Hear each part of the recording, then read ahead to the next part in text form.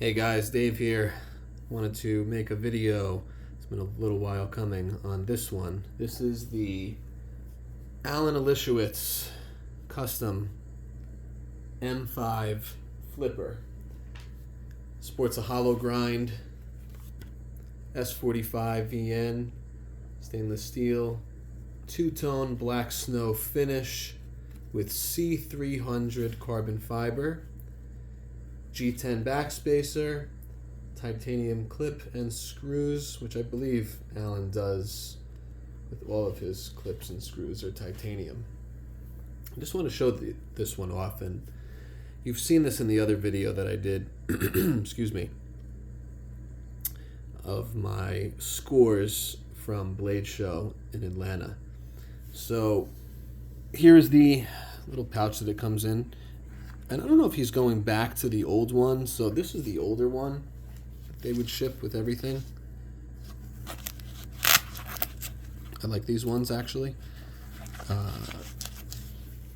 These are nice, too. They're just, I'm not a big fan of the foldable portion of it. I mean, it has a wrap, and you can wrap it, excuse me, this leather string to wrap it around it, but I don't know. It's nice, but I don't want to say it's flimsy, but comparatively, it's not my favorite.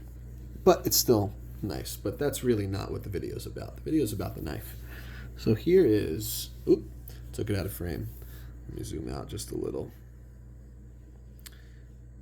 I know I have the windows open, so hopefully the sun glare doesn't make it worse. I'm gonna try to capture all the different highlights that I'm trying to point out. You know what? Hold on a second. Let me see. Oop, sorry guys. In the tripod. What if I did this? Maybe cut back on some of that glare. I just shut the blinds here. Thanks for bearing with me. Alright. That's much better. I mean, sunlight's nice, but when you're trying to film a video, I guess it just depends. So here is the Elishewitz M5 flipper. Now, this is an older model, his M5. I think when I was talking to Alan, he told me this is something, I don't know if this was like mid-2000s or before that, maybe. I really don't remember the time frame. But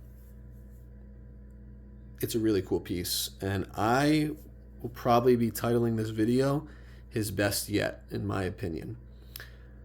So I will go over that. I have not handled all of Alan's older work, and when I say older, I mean like probably pre-2018. I've never really handled any of those older products. Maybe there's some really, really nice ones that he has. I've just honestly never handled them. But I'm very impressed with this one. Excuse me, getting hiccups. Just had Chinese food, so. This thing flips extremely well. It's got a great detent. All right, so here's that two-tone black snow finish. Now, the black snow is definitely different. I want to show you, right? Look at the difference. I'll be honest, I like the black snow finish on the older model, up top, on the Tetra Lock and two-folder, okay? I just like that more like sprinkled effect, like grated cheese, the way it looks, rather than these small little blotches. But it's still nice. It's not a bad etching. It's just different is all. But just wanted to show you the difference. So this is the older. This is like 2018. This is 2025. So about 7 years difference. So let's go over this. So C300 carbon fiber. Look at how beautiful the chatoyance is. Maybe I should open the blinds again so you can really pick that up. You know what? Hold on a second. Let me put on. Sorry to be doing this, guys. Let's see. All right, there's a little light. Maybe the LEDs will capture some of that. Let's see. Just look at the shimmers. It's so. This pattern is really, really nice. And I mean, these are like slight little indentations in the carbon fiber. You might call them imperfections. I think it gives it character. It's quite nice. It doesn't really bother me. I mean, I've seen some other ones where it looks like pitting. Like, this is not pitting. It just looks like a piece of carbon fiber that might have just been machined in such a way.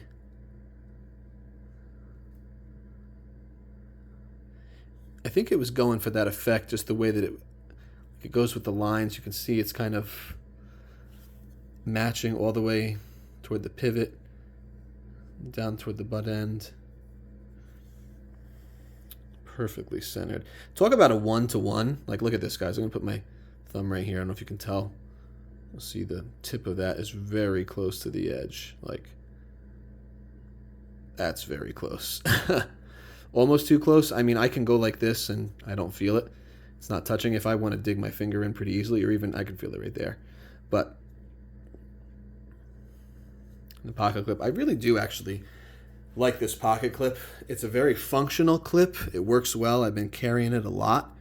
It goes in and out of the pocket quite easily, especially coming out. And I mean, it's got some good spring, and it's a milled clip. I mean, these cutouts in the titanium just give it that spring. Beautiful carbon, G10 backspacer. I wish more makers would do backspacers. I just personally like them. The finishing on the titanium is very nice. The flipper tab, extremely minimal. Look at that. No jimping, but it's just got the right angle, and it just fires really, really well. Yeah, it kind of rockets out. I mean, it's not like a RJ Martin, but it certainly is really good. And I have to say, from my experience, all of Alan's work, I've never seen a flipper that flips like this. So the D10 is really good, you know? You can shake it. It's not going anywhere. But it works. I've never misfired it. It just, look at that, guys. It's just, yeah. So nice. Very thin grind. Comes down to a nice keen edge. I'll show you all the details. Sorry, I want to see if I can focus in. I don't know if you can hear the ice cream man outside. All right. His logo. I think this one has like a silver inlay rather than the gold inlay, so he does mix it up every now and then. I like the pivot. It's simple, but it's clean. It's good looking. It's got, let's see, 1, 2, 3, 4, 5, 6. So what, like a hexagon? 6. Titanium screws, liners, pocket clip. Oh, before I forget, I don't know if I can show you. Can you see that in the light? You see those little holes drilled out? That was, instead of having on the liner like a cutout, or like on, I mean, this is a liner lock, right? In comparison to like a lock bar cutout or a traditional liner lock, the way that maybe the liner was bent in a certain way or maybe a little thinner, Alan drilled holes to create like that relief for when you can unlock the blade. And it's just so ingenious. I've noticed this on one of his other models I used to have. It was on the Tank 2.0, I think, had this too. Extremely well done, you can tell. And it provides that ability for you to spring the liner back and forth, or else it would just be too stiff. It's very smooth. You can hear the detent.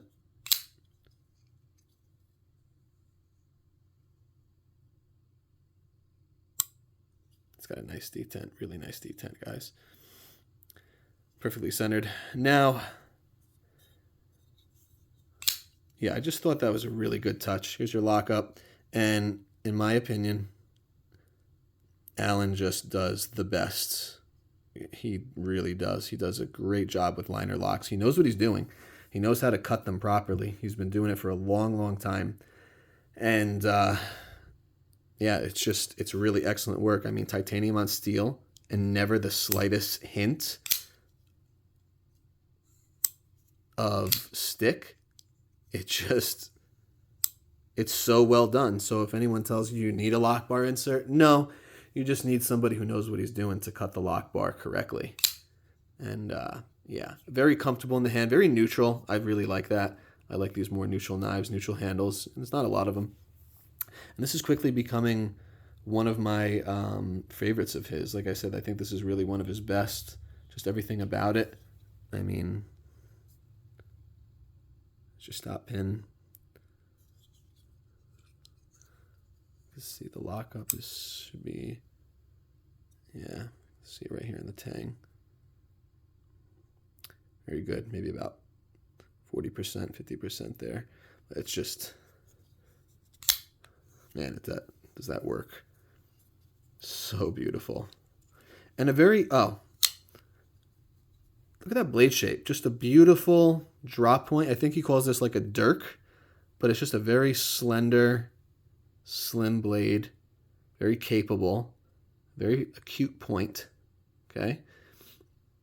And it's just going to do really well for just about anything. It's got that really beautiful drop point blade. I would have loved to get this personally in a satin finish or even just a stone wash blade, but his black snow finish is very nice.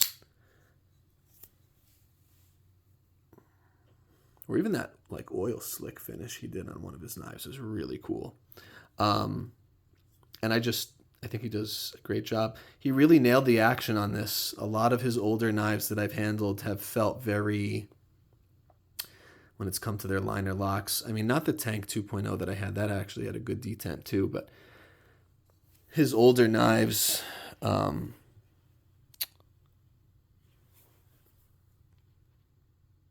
they had very soft, kind of squishy, mushy detents, and they didn't really fire out with authority. And he did a great job on this. I mean, this is not really, it doesn't really have a detent. I can make this fail, you know? I mean, just the way that it's angled and it runs on ball bearings, it's different. You know, it's a different knife, of course, and it doesn't really run on a, like I said, it doesn't have like a detent. I can actually shake this out. I don't know if I've ever shown that. There you go. Excellent knife as well, but okay. So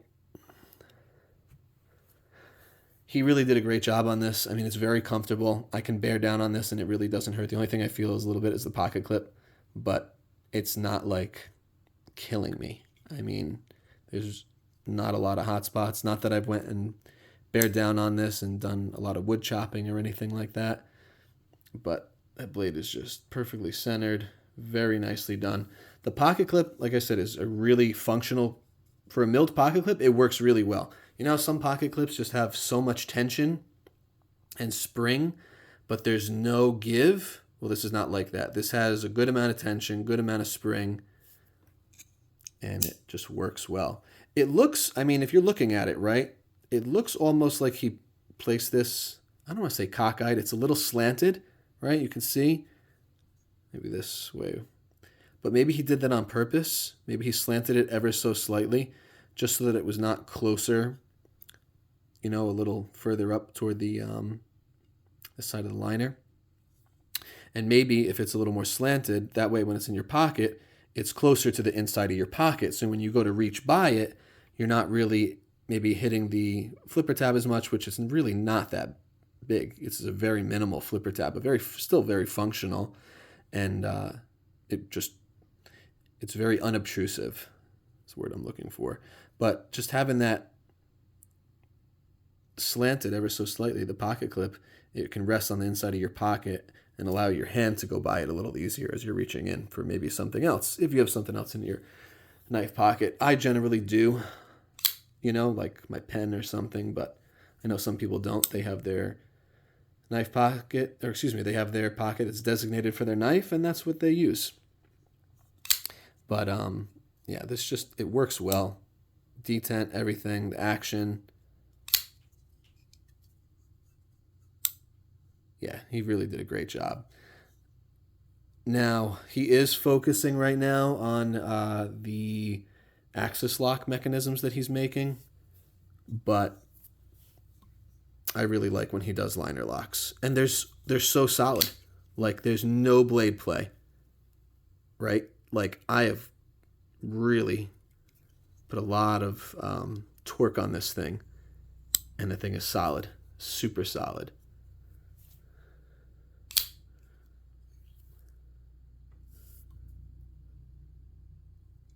What else can I show? Yeah, I just love these little drilled holes in there to give that, like, the relief cut to the liner. So nice. Honestly don't think I've ever seen that before. Maybe others have made it and I'm unaware, and if I am, that's on me. But I don't think I've seen a lot of makers do this, especially on custom knives or even high-end production knives. But he did a really good job with this one.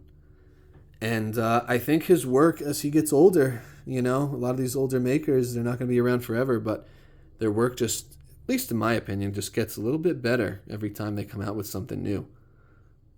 That's just my take. What are your thoughts? What do you think? I'd be curious to know. I don't want to miss anything. I don't think I did. The carbon fiber feels good in hand as well. Reverse grip. And just having that backspacer. It just creates, sorry, I'll finish my point. I'll go into the next thing. It just creates for a very comfortable blade in hand. You don't have anything pinching into the palm of your hand, the meat of your hand.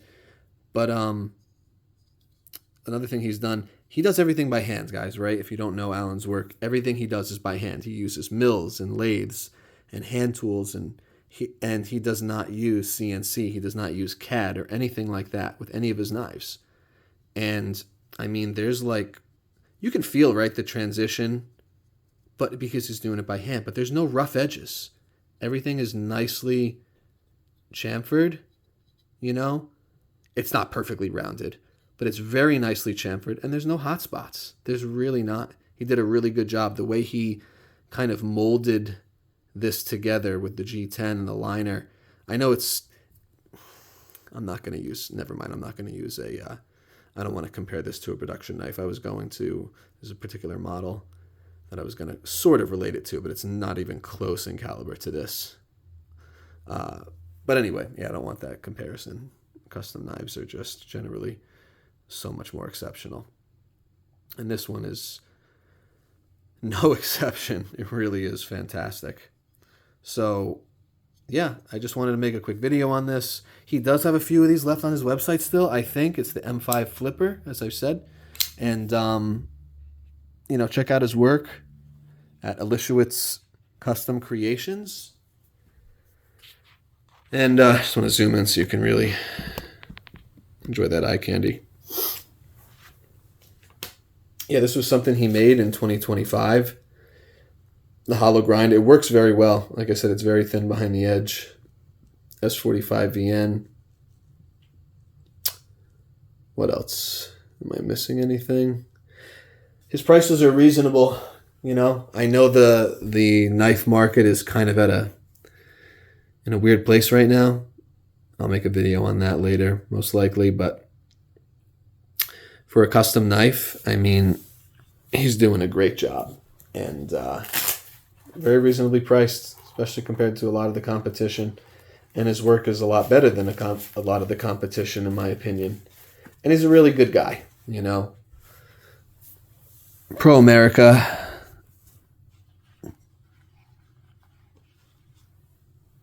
His wife is very kind as well. And, his work just speaks for itself. One of the original custom knife makers is still around. I mean, him, You still have Bob Terzola around. I don't know who's been doing it longer. I couldn't tell you. I know Bob Terzola's been having some health issues from what I've seen. I remember seeing him at Blade Show this past year. Alan is younger, but he's still been doing this for over 30 years. I mean, I think he started making knives when he was in high school. Maybe even just prior to that. It might have been in middle school, but yeah, he's certainly gotten better. I mean, I would be curious to know what his knives would look like or how they would turn out if there was any CNC involved, just for fun. I'm not saying he should go that route because he doesn't do that and he hasn't done it. He's really perfected his craft doing what he does best with all of his manual machinery. But I heard, I don't know if it was another knife maker. It might have been another knife maker I was speaking to, said to me not that long ago, they said if Alan's work or if Alan transitioned to CAD to CNC, his work would just blow everybody else's out of the water. And maybe some of his designs are not for you. I get that. Not all of his designs are for me, but some of them are, and especially this one. I just love a good drop point. I just do. They're fantastic utilitarian blade shapes and a neutral handle. It's fantastic. But I can see that his work would be pretty stellar if he ever did learn the CAD and CNC way of making custom knives that way with that machinery. I could see it being really good. But he does a great job now. And yeah, I think that was all I had. Sorry. Let me just show you. Look at that plunge grind. Fantastic. Plenty of room for you to sharpen. And the way he did the plunge grind, it's not some long, elongated, dramatic plunge. It's way clear. And it's not like this huge, gaping, finger choil. It's just very subtly but beautifully done. You got the satin flats. Yeah, actually the zoomed in image is really nice. Oh, I know I'm kind of just oogling this, right? Myself, even though I owned it for a few months now. It just works, man. It just really works. So nice. Yeah.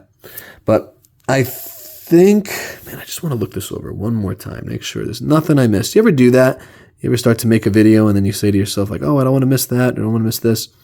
The way he chamfered the back here when your finger, right? When your finger, excuse me, after flipping the knife, when your finger lands back here, it's not sharp. Okay, this is where it lands, and he just chamfered that off so nicely. Does a great job. Yeah, that pocket clip works well. And, the only way you're going to know if a knife works for you is if you actually carry it. I'm not saying you have to go out and thrash on it, but carry it, use it, pull it out to cut some string or maybe one of those tags on a brand new shirt that you bought at the store, something like that. But yeah, this is a great piece. Hope you enjoyed the video. I'll catch you on the next one. Thank you for watching.